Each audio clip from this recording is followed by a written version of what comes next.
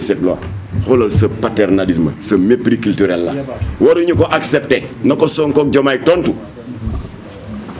ni ngeen doon tontu Macky Sall naan Macky dafa am agenda góor jigéen dafa nangam kii agenda pire ngi nii tontu leen ko alors kon nag loi bi maak Cheikh Oumar ba ñu tàmbalee di ko xeex bërkaat yi démb la woon tey doog a ñëw muy dégg nga criminalisation góor jigéen ma profité wax leen ne na bu leen ma laajati liste bi le procureur Saliou Diko faj na seen aajo jox na ndigal le juge du premier cabinet d'instruction juge bi xaatim na kayit bu ñuy wax délégation judiciaire jébbal na ko jàmbaaru góor ga nga xam ne ñu di ko wax le commandant Abdoul Aziz Ñing qui est le patron de la brigade de recherche de la gendarmerie de Kër Massar kooku convoqué na ma le 9 bii ba ma demee jox naa leen ba jox leen sax lu ñu ma laajul non seulement jox naa leen la fameuse liste qui a été revue à la baisse parce que ci diggante bi ba ma ko joxee Aly Ngouille Ndiaye te defu ci dara 2019 ba fii 7 ans la naturellement am nañu ay nit lañu góor jigéen yi am nañu wàcc liggéey am nañu tuub et cetera kon am na 15 yu si wàññeeku 635 moo desoon 635 góor jigéen jox naa ko justice mbaa leer na bàyyi leen ñëw ci sama page Facebook waaye grand analyste bi lu ma leen jox dara jox naa ko état bi bu ko defee nag jox naa leen lu ñu ma laajul defal naa leen ci clé USB une quarantaine de groupes WhatsApp boo xam ne góor jigéen yi moom la ñu jël di mepp ay doomu jàmbur di leen dugal ci ay ndëgg sërëx di leen dugal ci ngóor jigéen jox naa leen ko tamit tooxi doona yi nga xam ne récépissé yi régime yi passé jox góor jigéen yi les 16 associations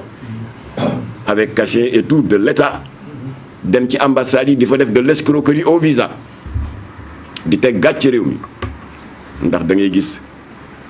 benn tête de liste boo xam ne dafay dem waxaale ji avec des commerçants yu nekk marché Tilène Sandaga et cetera yoo xam ne dañu itteewoo visa parce que c'est des commerçants te procédure visa yi yéex ñoo xam mu ñëw ne leen plan bii laa lal ñun on fait souvent des séminaires à Lyon à Bordeaux en tant que association LGBT reconnue par l'État ce qui est vrai alors ñu daal di bindu ñoom commerçants yi admettons ñu nekk 5 ñu ñaan audience ambassadeur bi te visa Schengen dafa bari doole parce que dana la may accès dans 27 pays européens ñu daal di ñëw toog ci audience bi victimisé wu comme d'habitude surtout tête de liste bu mën a fen boobu le grand góor jigéen Jamil Bangoura moom ci lii la daan dundee daw na sax génn na réew mi bi mu yëgee ne kii bi commencé na guerre bi alors moom bu ànd ak ñoom victimisé wu Sénégal dañu bañ góor jigéen on nous insulte on nous menace de mort Jamra ngi ñu surtout di muy utiliser Jamra turam moom bari na moom Jamra ngi def lii di def laa et cetera alors ndeysaan ba pare jël demande d'audience bi aggravé ci récépissé bi ko état du Sénégal jox pour son association di dégg nga Prudence numéro de récépissé 12 345 état bi fi ne am nañu ordinateur nañ dem dugal numéro bii ma leen jox ñu vérifier ndax li ma wax am na wala déet bu ko ci aggravé ambassadeur bi gis ne emblème mu état du Sénégal moo ci ne et que le récépissé est cacheté, tamponné et signé par la DGAT, la Direction Générale de l'Administration du Territoire. Ambassadeur bi xelam day dal les yeux fermés mu jox leen visa bu ñu génnee ci biti nag 5 commerçants yi ku nekk mën na acca 2 millions 2 millions 2 millions 5 commerçants ku ne 2 millions ñaar du 10 millions tous les mois ñu di ko touché kan moo yàq dil boobu Jamra bind ambassadeur yëpp ne góor jigéen bu fi ñëwati ngeen jox ko visa sur la base de ces récépissés yi nga xam ne état moo leen ko jox en violation du code des obligations civiles et commerciales bi nga xam ne moom moo lim ñi ko yellool parti politique syndicat ak yooyu en violation de l'article 319 du code pénal bi xaraamal kuy dooleel góor jigéen kon bu góor jigéen bu fi ñëwati ngeen jox ko visa sur cette base waxtaan naa ak maître Moussa Sarr nee na la loi nous permet en tant que ONG te signé accord de siège ak l'État de nous constituer partie civile nous allons donc nous constituer partie civile yéen ambassades yooyu et vous attaquer pour complicité de faux et d'usage de faux loolu noonu laa yàqee dil bi amul benn góor jigéen bu mën a dem ci ambassade wane sa récépissé ñu jox la kii kon nag je suis ak Cheikh Oumar depuis longtemps parce que nee na criminalisation bi doyul wala renforcement des sanctions doyul ñu ne ko pour lan Cheikh Oumar yàgg na wax ne tant que agenda baa ngi fi criminalisation bi du jariñ dara agenda bi mooy lan yaakaaroon naa ne bu nguuru Sonko ñëwee la ñuy jëkk a def mooy wax ministre de l'intérieur Bamba Cissé ne ko am na liggéey bu Jamra tàmbali woon ak Aly Ngouille Ndiaye au terme de cette séance de travail am na jëmm ju génnoon ñëw ci presse bi ñu di ko wax xam naa ay mbokkam ñu ngi naan Makhtar day sa tur bi moom fu mu dem wax ko ñu di ko wax Ahmed Fadel Kane c'est le directeur de liberté publique nee na ginnaaw bi Jamra tëjoo ak ministre de l'intérieur doon naqarlu l'attribution illégale des récépissés de reconnaissance officielle ñu ngi yëgal askan wi ne ñun ministre de l'intérieur jot nañu ndigal pour ubbi ab l'enquête pour xam ku leen ko jox ak lu tax ñu jox leen ko ubbi ab l'enquête 13 novembre 2019 ba léegi 7 ans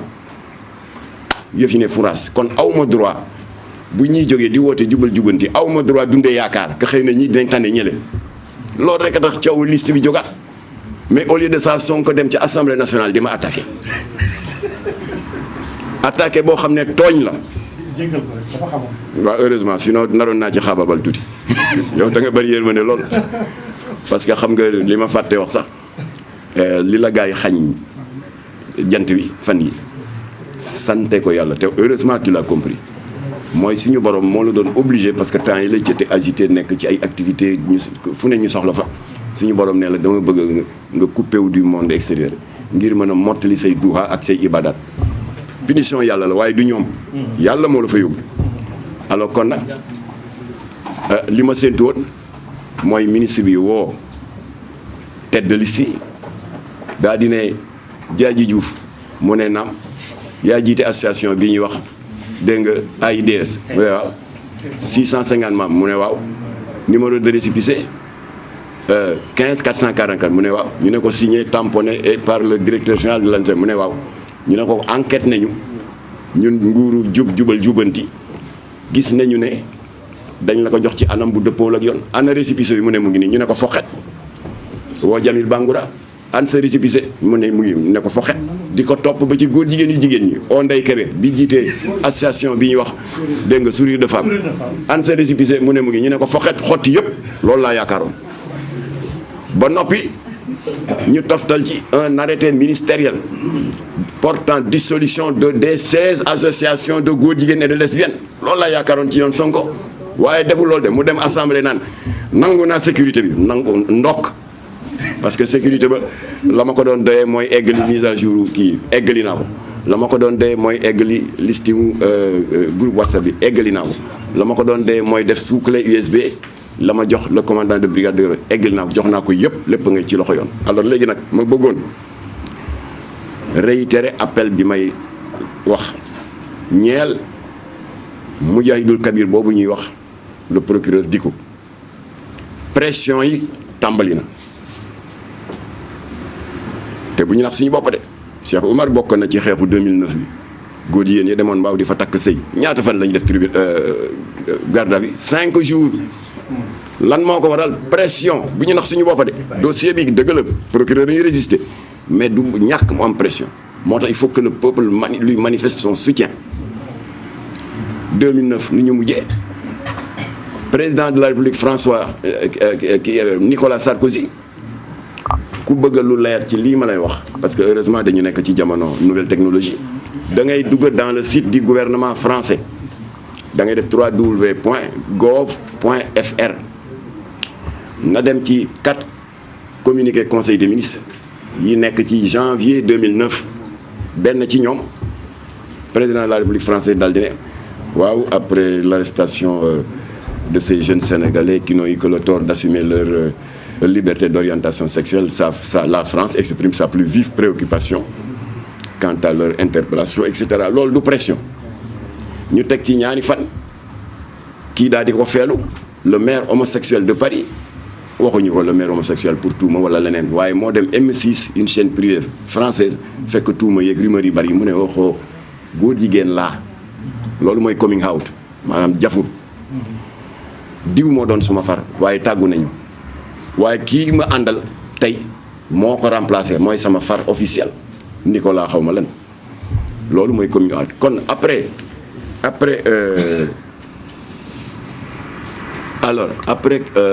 kii nu mu tuddati Nicolas Sarkozy Bertrand Delanoë feelu ko daa di bind lettre à 2 maires de ville fii ci Sénégal daa di ne leen en ma qualité de président de l'association des maires francophones maa ngi leen di bind yéen